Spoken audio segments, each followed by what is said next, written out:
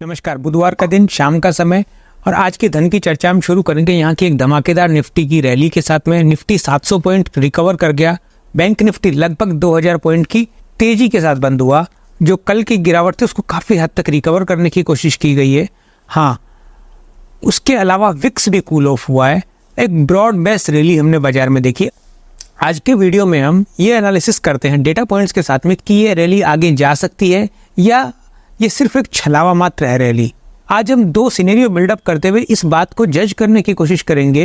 तो तेजी के सिनेरियो को अगर हम बिल्डअप करते हैं तो सबसे पहला सिनेरियो अगर हम देखेंगे तो वो ये नजर आता है कि एक स्टेबल गवर्नमेंट फॉर्म हो रही है। केवल एक या दो बड़ी पार्टियों के साथ में कोएलिशन करके उनके साथ गठबंधन करके ये गवर्नमेंट, एनडीए गवर्नमेंट वापस पावर में आ रही है। मोदी जी वापस प्रधानमंत्री बन रहे हैं। एक स्टेबल गवर्नमेंट आ रही है। बाजार को ये पसंद है कि बिना किसी तामझाम के, ज़्यादा लफड़ेबाजी के गवर्नमेंट बन जाए। इससे बढ़िया बाजार को कुछ नहीं हो सकता। केवल नीतीश कुमार और चंद्रबाबू नायडू, इन दो पार्टियों के, इन दो नेताओं के समर्थन से अगर हमारी गवर्नमेंट बन रही है तो बाजार को ये बहुत अच्छा लगेगा। अगर 8 तारीख की जो शपथ ग्रहण समारोह है, अगर उस शपथ ग्रहण समारोह के हिसाब से सारी चीज़ें चलती रही तो बाजार के लिए एक बहुत ही पॉजिटिव चीज़ है। दूसरी बात, बुल केस सिनेरियो में सबसे बढ़िया बात हम अगर देखें तो प्राइस एक्शन को अगर हम ऑब्जर्व करने की कोशिश करेंगे तो बाजार ने जहां से गिरावट दी है वहां से लगभग 50% रिकवर हो गया है। अगर कल की गिरावट को हम एक नॉर्मल रिट्रेसमेंट मानते हैं बुल मार्केट के, तो इसका मतलब ये हुआ कि वापस बाजार रिकवर कर गया है। 50% से ज़्यादा भी रिकवर कर गया है। इसका मतलब ये हुआ कि चांसेस आर वेरी गुड कि हम उसको बेयर मार्केट की शुरुआत ना मानते हुए सिर्फ एक रिट्रेसमेंट मानते हैं। जो बाजार एक तेजी की तरफ अग्रसर हो रहा था, हम उसको सिर्फ एक रिट्रेसमेंट मान के इग्नोर कर सकते हैं। तीसरा, इसके पीछे जो एक साइकोलॉजिकल कारण वो ये है कि विक्स लगभग 30% कूल ऑफ हुआ है। जो मंगलवार को विक्स 30% बढ़ा था, वही विक्स आज लगभग 30% गिर गया। लगभग 18 के लेवल के आसपास विक्स आ गया। अब बाजार की तेजी को देखते हुए हमने जो 3 सिनेरियो बिल्डअप किए, अब हम इनके काउंटर आर्ग्यूमेंट पे बेयर केस सिनेरियो बिल्ड करते हैं कि ये देखते हैं कि अगर ये सिनेरियो ऐसा नहीं होते हैं, बाजार अगर इन बातों से कन्विंस नहीं होता तो इनका जो नेगेटिव आर्ग्यूमेंट है वो क्या है। देखिए, बाजार में ऑब्वियसली एक ब्रॉड बेस्ड रैली थी, लेकिन 2 दिन से बाजार में जिस सेक्टर को रोटेशनल में लाया जा रहा है, जो सेक्टर सबसे ज्यादा लीडर बन के उभर रहा है, वो है कंज्यूमर सेक्टर। बेसिकली कल भी बाजार में बहुत कम गिरा था, इवन कुछ शेयर बढ़े ही थे कंज्यूमर सेक्टर के, लेकिन उससे भी ज़्यादा आज बाजार के खुलने के साथ ही बाजार में लगभग 5 से लेकर के 15% तक की जो कंज्यूमर शेयरों में तेजी देखने को मिली थी, वो हमें ये बता रहा है कि बाजार के पार्टिसिपेंट्स का जो मूड है वो कंजर्वेटिव हो रहा है। बेसिकली ये डिफेंसिव शेयर्स माने जाते हैं। चाहे आईटी सेक्टर होगा, चाहे फार्मा सेक्टर होगा, चाहे कंज्यूमर सेक्टर होगा, ये बेसिकली तब चलता है जब बाजार के ओवरऑल सिनेरियो में प्रॉब्लम हो जाती है। मतलब बाजार में लोग रिस्क कम लेना चाहते हैं, तभी इस सेक्टर के शेयरों की तरफ रुख करते हैं। तो मंदी को इंडिकेट करने वाला सबसे पहला और सबसे इंपॉर्टेंट कारण है ये। दूसरी बात, बाजार को चाहिए एक स्टेबल गवर्नमेंट। अगर वो स्टेबल गवर्नमेंट बन जाती है, जैसा कि हम देख रहे हैं, हमने बुल के सिनेरियो में बिल्डअप किया, चूंकि ये गवर्नमेंट कोएलिशन गवर्नमेंट है, तो कोएलिशन गवर्नमेंट कुछ मजबूत डिसीजन नहीं ले सकती, क्योंकि जो सहयोगी पार्टियां, अगर उनमें से किसी को वो चीज़ें पसंद नहीं आती हैं तो गवर्नमेंट को उन चीज़ों के ऊपर पीछे हटना पड़ता है। इसी वजह से हम देखते हैं कि बाजार को फुल मेजॉरिटी वाली गवर्नमेंट पसंद आती है। अब चूंकि फुल मेजॉरिटी तो मिली नहीं है, इसलिए ये बात तय है कि जब फुल मेजॉरिटी नहीं है तो कोएलिशन गवर्नमेंट के साथ जाना पड़ेगा, और वो गवर्नमेंट एक साझा सरकार के हिसाब से चलानी पड़ेगी, जिसका कोई हाथ कोई पकड़ेगा, पैर कोई पकड़ेगा। किसी ढंग से अगर इस गवर्नमेंट ने, नई आने वाली गवर्नमेंट ने पिछली गवर्नमेंट की जो पॉलिसी थी उनको अगर कंटिन्यू भी कर पाए, तो जो नए इनिशिएटिव्स लेने होते हैं, नए डिसीजन लेने होते हैं, जो फर्म और बोल्ड डिसीजन लेने होते हैं, वहाँ पर गवर्नमेंट की पकड़ कमज़ोर हो जाएगी। ये बाजार एक्सपेक्ट कर रहा है। ये एक्सपेक्ट कर रहा है तो एक सेंटिमेंटल वाइज बाजार को जो ज़्यादा पीई मिल रहा था, ज़्यादा प्राइस अर्निंग रेशियो मिल रहा था, वो प्राइस अर्निंग रेशियो कम हो जाएंगे। प्राइस एक्शन की बात करें तो ये बात पक्की है कि बाजार 50% रिकवर हो गया, लेकिन हमने बहुत बार ये देखा है, बाजार जहां से मेजर करेक्शन लेता है, बाजार उसके ठीक पास में जा करके वापस आता है, उसको टच करने की कोशिश करता है। उसका कारण ये होता है कि बाजार उन सारे लोगों को लालच देता है कि आपकी पोजीशन कवर होने ही वाली है। उसके ठीक पास में जाके बाजार वापस रिकवर हो जाएगा। मैंने पहले भी एक बार एक वीडियो में बात की इस बात की। समझो आपका शेयर 100 रुपये का है और 100 रुपये से बाजार गिर के वो शेयर गिर के 80 रुपये का हो गया, तो हो सकता है कि आप पैनिक कर जाएं, बाजार से एकदम से बैक मार जाएं, आउट हो जाएं बाजार, कि आपने अपना लॉस बुक किया 20 रुपये का और आप आउट हो गए कि टाटा बाय बाय जयराम जी की शेयर बाजार में कभी कोई पैसा कमा ही नहीं सकता, इसलिए हम बाजार से आउट हो जाते हैं।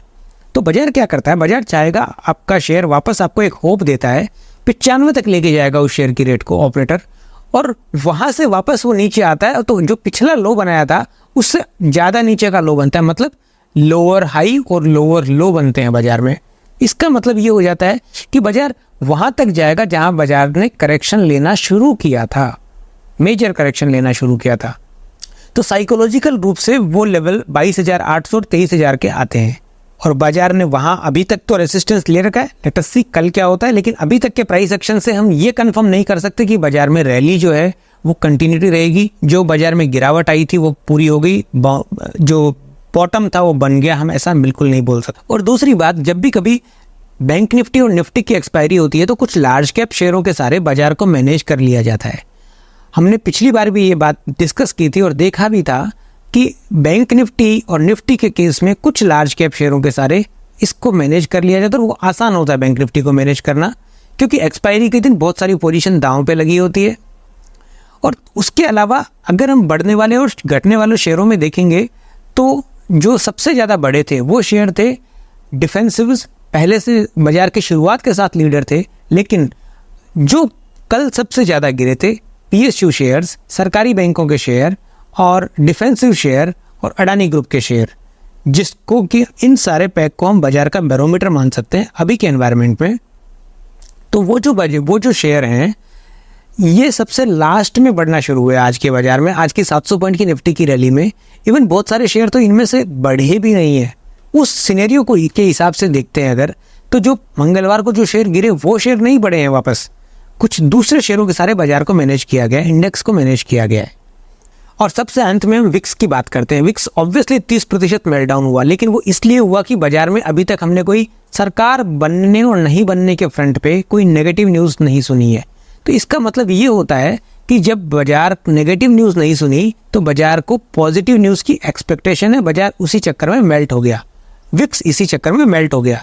बेसिकली न्यूज़ आने और नहीं आने से विक्स पे इफेक्ट होता है, ना कि विक्स के बढ़ने से न्यूज़ फ्लो पे इफेक्ट होता है।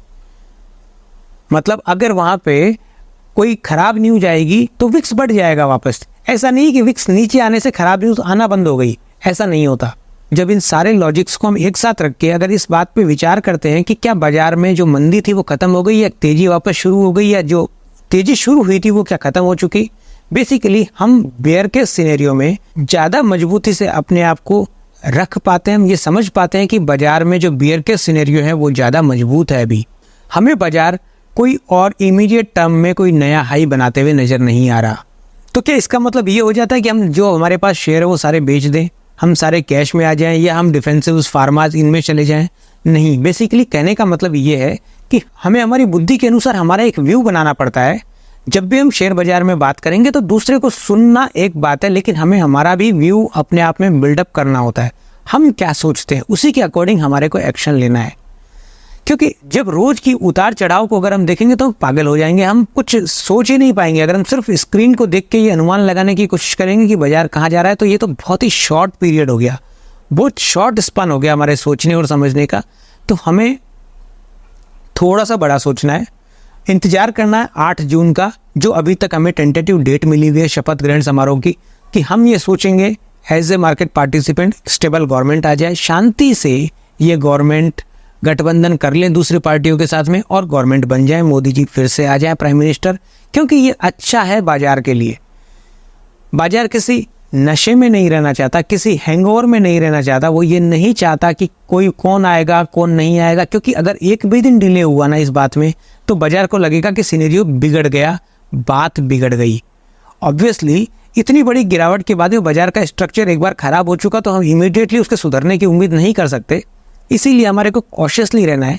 कॉशियसली अगर हमने कुछ साइडलाइन में मनी रख रखी है तो हमें उसको स्टेगर मैनर में थोड़े थोड़े छोटे छोटे टुकड़ों में हमारे को वो पैसा डालना है और समझने की कोशिश करनी है एक बड़ा व्यू बनाना है, देखना है कि बाजार का सिनेरियो वैसा ही रह गया या कुछ उसमें चेंज हुआ है। तो यहीं तक रखते हैं, कल नई वीडियो के साथ फिर मिलेगी। उम्मीद करते हैं ये जानकारी आपको अच्छी लगी। अगर ये वीडियो जानकारी आपको अच्छी लगती है तो वीडियो को लाइक कीजिए, चैनल को सब्सक्राइब कीजिए और अपने दोस्तों के साथ भी इस तरीके का वीडियो भेजिए। Thank you.